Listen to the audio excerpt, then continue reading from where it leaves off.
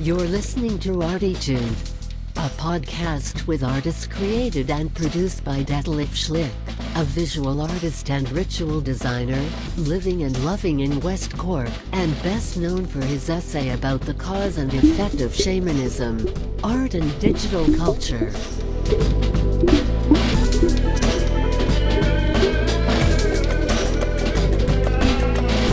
Working in the field of performance, photography, painting, sound, installations, and film, he will dive and discover with us and a weekly creative guest into the unknown and exciting deep ocean of the creative mind.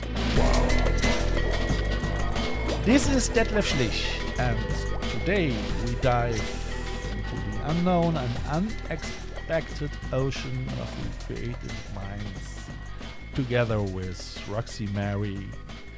Roxie is a part of a Mormon community, and in the first 2 episodes I already was discussing with her and exploring with her as well the difficulties in a community like this, just actually scratching the surface, because it is, I think, a never-ending story and can go very deep as well. But however, I mean, we continue with that today in the third part, and let's have a look where it ends. Hi, Roxie. Hi. It's great to have you in this third episode again. Thank you for being here. I can't believe it. I know, thank you. I can't believe it's already the third. Yeah, it's already. It goes all very quick in this life. Yeah, that is true. And I'm happy actually that I'm getting better and better with my rant, because I mean I messed it already up so often, the unknown, unexpected creative ocean of mind, but I'm getting to it. So we both have already 20 episodes, something like. Do you have 21 episodes? No. Yeah, 21. And I have on total. You are number. Actually, hang on. You're number 11, and but in the fact that I'm gonna do 3 parts, 33. This is the 33rd episode. That is so awesome. Yeah, and if you want to listen to Roxie Marie's podcast, she has an own one called One Girl Podcast, no? Yeah, One Girl's Problems Podcast. One Girl's Problems Podcast. That is as well her account on Instagram, which you can find in my description, and you can find myself on Detlef Schlich on Instagram too, and on different ArTEEtudes and all that you can find in the description if you want to dive deep into that. Yeah, cool. I finished in the second part, more than less somehow the life with Roxie in her community, and life the big change what happened as she started to study in a university, as she started to study psychology. So I was wondering, as you came over there, and as in the first year over there, and you met completely new friends, don't you? Yeah, I definitely, because going to university was definitely a new experience. No one in my family had done it before, and so I was just this brand new little freshman that went up and met a lot of different people and met new friends and people from all different walks of life. And so it was a great experience for me, and it definitely has helped me grow as a person more. And what was about your anxiety probably decreased as well, didn't it? Yeah, definitely by now my anxiety is gone with doing school and being able to do things like that. Definitely was heightened when I first started going, but yeah, now I feel like I know what I'm doing and it's great. So you probably did. You had a few eureka moments, probably, as you start to study your subjects and start to read books. Probably you dive deeper as well into your own one girl's problem, didn't you? Yeah, yeah. I mean, I've definitely been able to discover a lot of things about myself through psychology, and I've been able to kind of understand why I've had certain things happen or how they affected me. And so I just kind of got the idea to start the podcast because I wanted to share that with people. I wanted to share my experiences and how it's helped me grow or how it's changed me or things like that. Yeah, yeah. I think you're doing very, very well, especially. I mean, 21 is a great year to explore and to continue and to build it up, isn't it? I mean, you're Yeah. if one is so enthusiastic like you, it is great to set up something special. I mean, even with the podcast, if you continue with that, I'm quite convinced that you will find a lot of new ways and possibilities to combine this on a creative way. I mean, I think podcasting in general is a creative thing. It's an art itself, I would say. Yeah. Yeah, I think so. It's definitely an art of using your words to affect people or make change or things like that. And so it's definitely one of the most creative things that I've done too. And I would say it's really if people, I don't know about other people, but I think people they can they get it that you're quite empathic and you can bring over these things, especially when you speak about your own problems. I mean, that's Yeah. in a community like where you live is not easy too. Yeah. I mean, making this decision. Uh, I think if you would have done that with 16 or 17, you you probably would. Um, I'm not sure if you could get rid of your anxiety in this age without your psychological background. Yeah, yeah, I don't think that I would have been able to do what I'm doing if it had been 3 years ago, 4 years ago, or who knows, maybe even a year ago. I definitely just, it felt like the right time and it was something that I just felt I needed to do. And yeah, psychology's definitely been able to help me with that process as well. And I've seen just, it's honestly, it's blown me away the whole experience so far.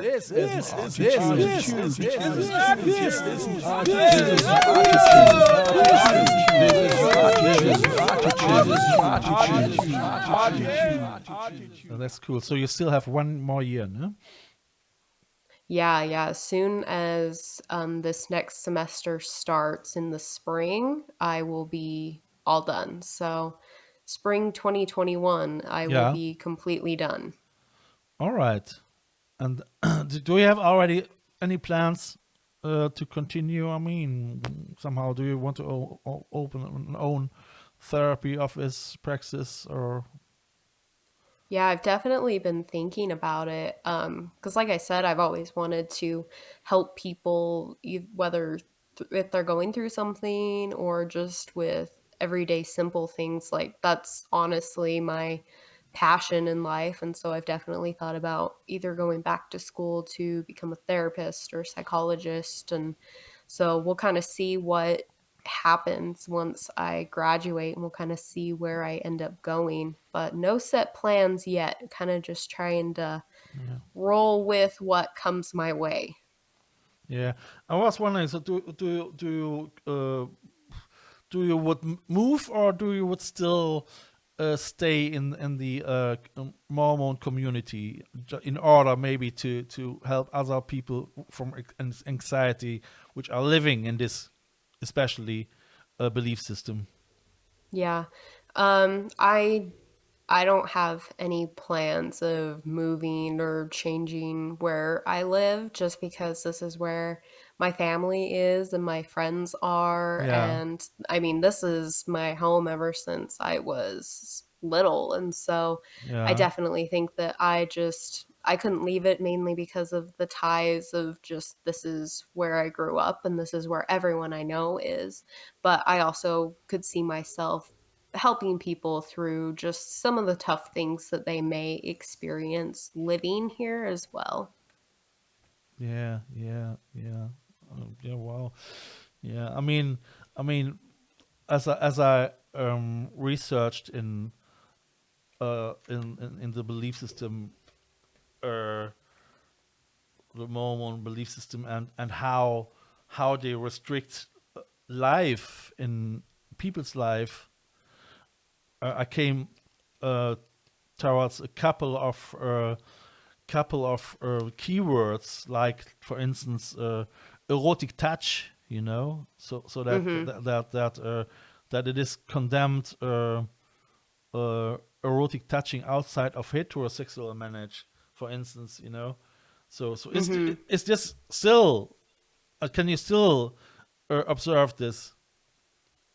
Yeah, it's still basically what's believed is just that anything that is intimate in that way should be saved for if or when you get married, just because it's between you and that person, and that it's something special, and that that just also keeps you from getting any kind of disease or things like that. And so that's what they believe, and that's what the church still upholds. So how does this affect you? For instance, I mean, if somebody will date you who is not a Mormon member, and far more opener, so Yeah. how Yeah. I mean, yeah. sorry, go ahead. No, so I mean, how are you gonna deal with that?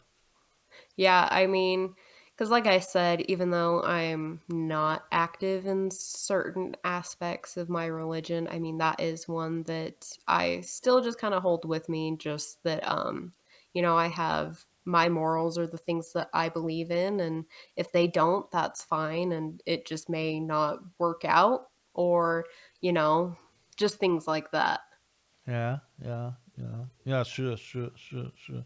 So you're not getting anxiety if you think different, and if you say, no, now, so I would like to. I mean, if you want to do something, you decide for yourself, and not um, not from the influence from the belief system. Yeah, yeah. I'm not going to be pressured into doing something that I don't want to do one way or the other. I'm Sure, just sure, going sure. to make the decisions that I feel are right for Yeah. me, and just kind of go with that in that kind of aspect. Yeah, I was wondering. I mean, I think the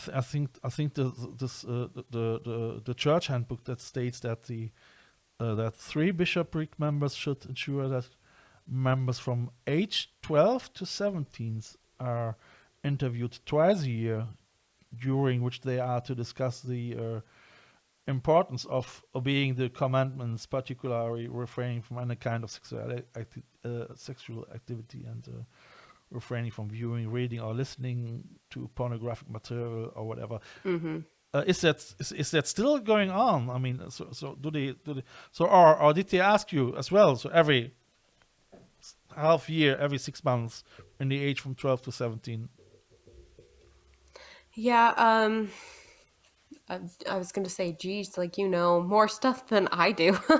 um, but yeah, from what I understand is because just like when you kind of move up through the church, whether you're going to get a recommend to go into the temple or things like that, you will get interviewed and just asked about, like, are you staying chaste or things like that.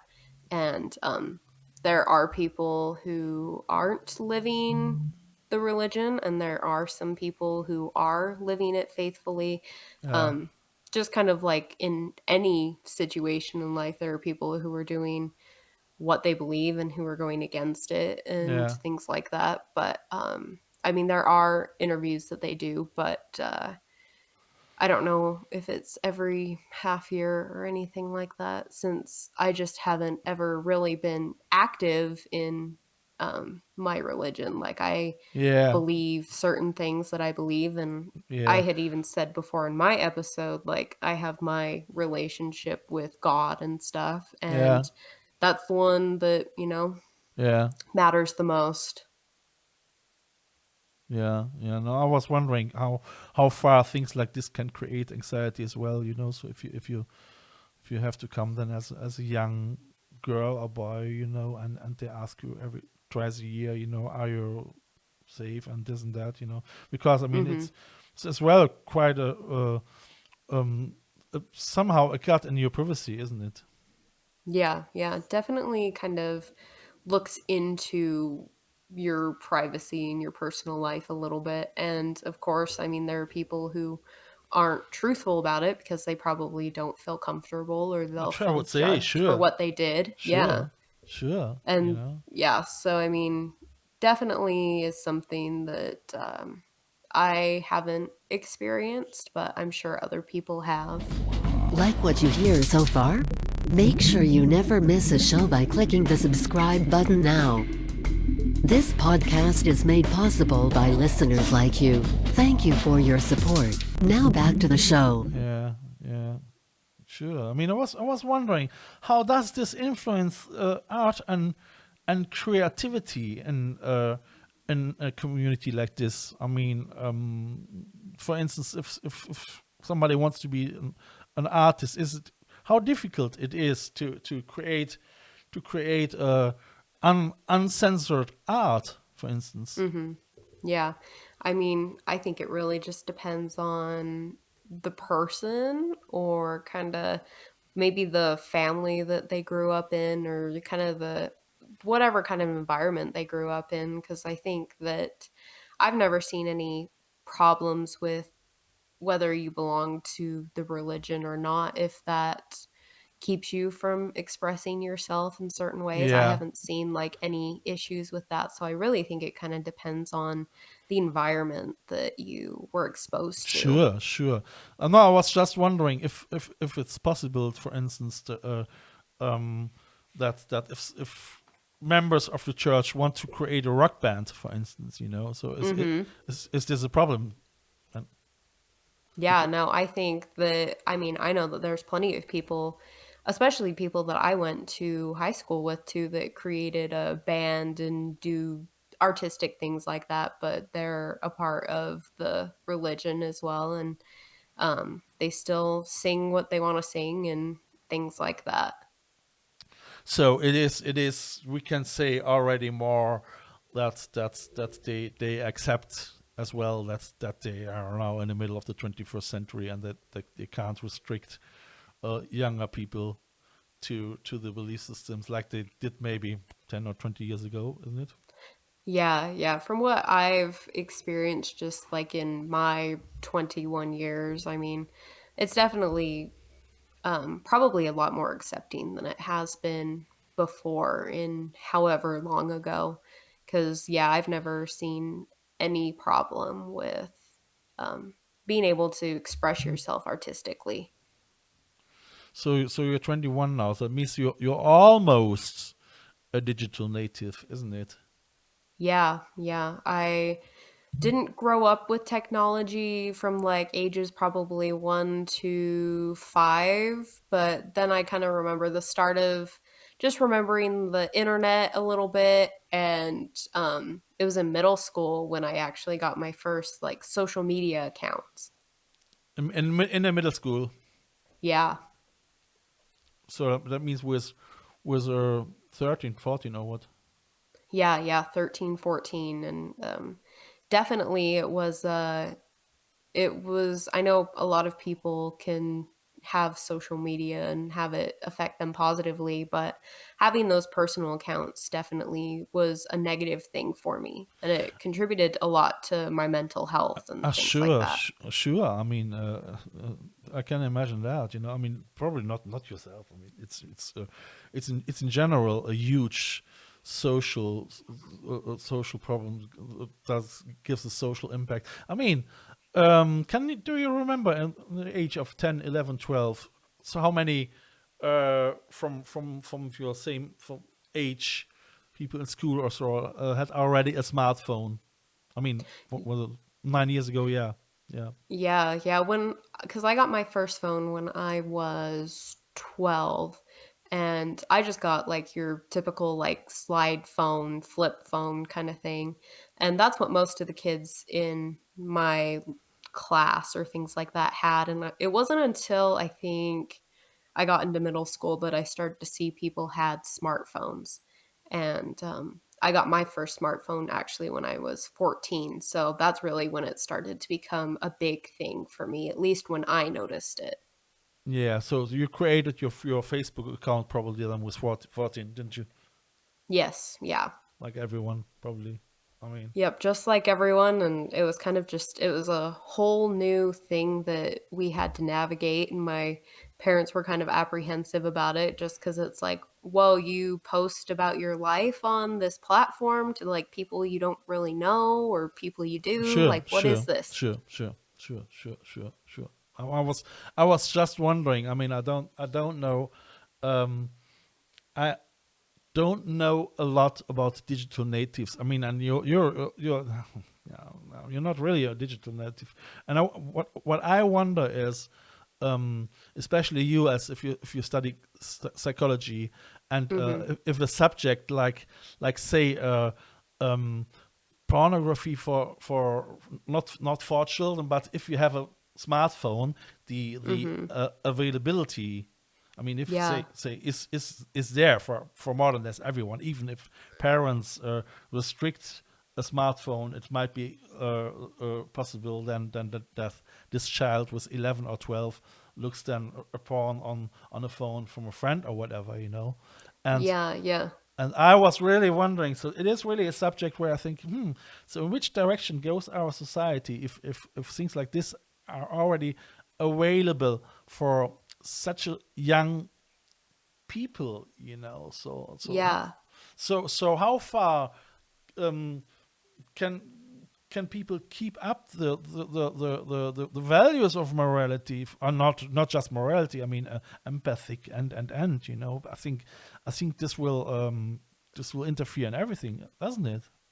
Yeah. I mean, we always have our phones with us. They're always in our pocket or somewhere with us, or we're looking at them on a commute or things like that. We're always connected and always readily available. And I mean, personally, it hasn't been like mentally helpful for me. And Sure. yeah, especially with kids too. I mean, they are having to have restrictions on YouTube or restrictions with other things because it's just information is so easily accessible that, That's yeah. what I mean. So do you have already newer research from say from the university or so where they're gonna discuss that in terms of from a psychological angle, Yeah, I mean, there's already like so much research that I've seen about how social media is starting to affect people's self-esteem or how it affects the way they view the world. And um I mean, Sure, people, yeah, yeah, yeah, yeah, and for people portray like the best of everything usually sure, on social sure. media and stuff, but You have to know that, yeah.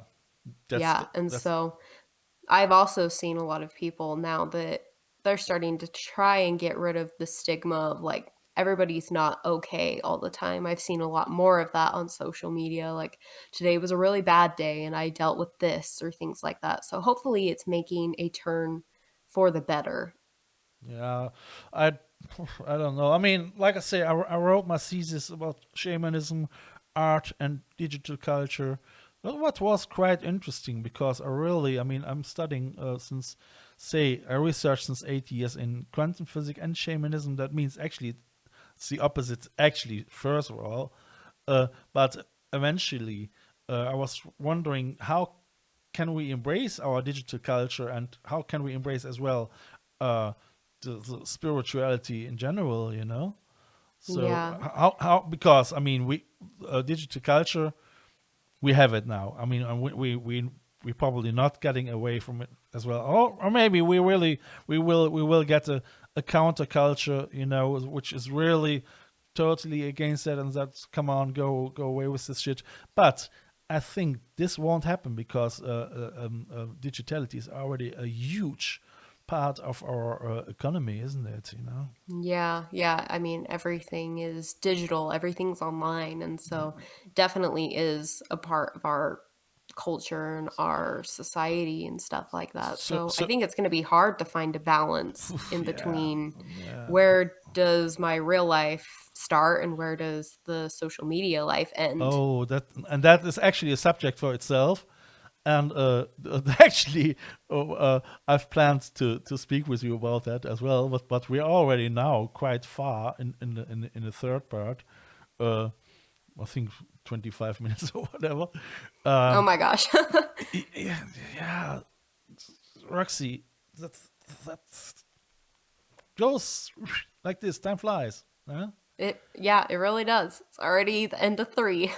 Yeah, but it is a subject which I mean, like a quasi digital shaman.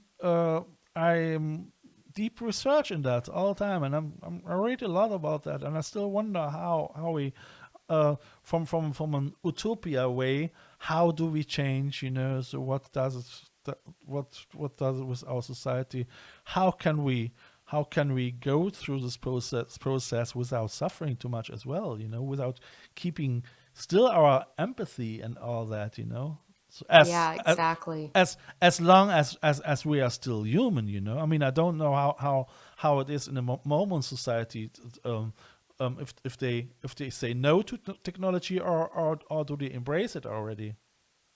Yeah, I mean, there's been lots of things that they've just said, you know, like we need to not forget that social media, like, yeah, it can be great, but we also need to remember our in-person interactions and our in-person connections because that's what's strongest. Like, we can't focus too much on this digital world. We need to remember that we're here and we're now, and we need to spend time with the people that we love and things like that.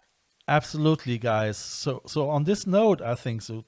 Dear people, dear listeners, so gadgets are not humans. You know, spread love, spread empathy, try the best somehow in this direction. I think that is the only thing what even in a glitch like now can help. You know, be kind, be nice, treat people like you want to be treated. You know, I think that's the way. If we take things like this on board, we can make it somehow that we still can hope that for better times and not worse, isn't it? Exactly. Well said. Yeah. Roxie, that was great. It was really cool to have you in my show. Yes, I'm so glad that you were able to have me. I had such a great time. It was great. And dear listeners, if you want to know her podcast, look into my description, and you might find everything there. So yeah, thank you very much, Roxie, and I hope we can continue that maybe next year in another one. Yes, that would be so fun. So I look forward to that. Take care. Bye. Bye. Bye-bye. This is a listener-supported show. I feel honored if you subscribe this show. You can follow me non-financial with the following click on one of my Instagram accounts, or subscribe the visual version of this podcast on YouTube via the link below. If you like what you hear, be sure to tune in this Sunday for the third part of this ArTEEtude audio triptych. If you want to leave a donation for a coffee or a bus ticket, just follow the donation link via the ArTEEtude podcast account. Eventually, I would like to thank through this medium all my members and listeners of the I Love West Cork Artists Network from all over the world. Just to remember myself that without you, this here couldn't and wouldn't happen.